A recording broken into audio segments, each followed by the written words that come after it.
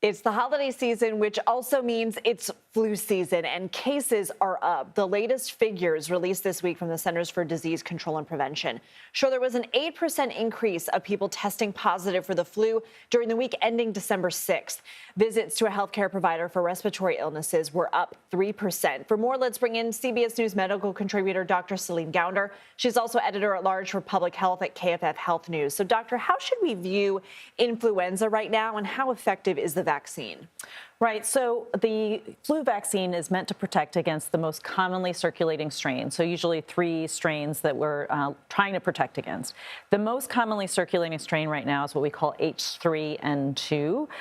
The vaccine is effective. Pretty good protection among children, moderate protection among adults against hospitalization, but that's still a really important layer in the context of what we're seeing right now. We are seeing a pretty steep uptick in flu cases, but based on the preview that we've gotten from other countries that have been hit by this H3N2 strain, even though the vaccines are not working as well as against the other strains, they're working pretty well. In England, for example, we saw pretty robust protection nevertheless. Yeah, I'm hearing about this super flu. What's going on? Right. So there have been mutations in the flu.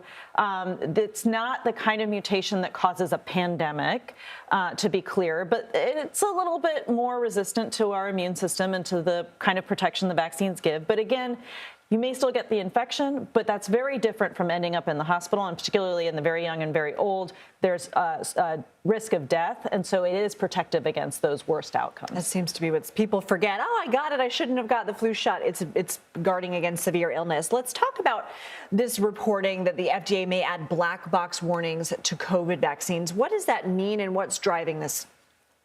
So this is the hardest, toughest kind of warning that the FDA can issue on a pharmaceutical product. What we saw was a preview. One of the senior FDA officials had sent a memo out to all of the FDA staff claiming that some 10 children might have died from COVID vaccines. That was before they had even finished their internal review. What we're now hearing is that between 0 and 7 may possibly have died. And I think it's important to put this in context. We know that over 2,100 children died from COVID. And so there is a trade-off. You know, there's always going to be a risk and a benefit.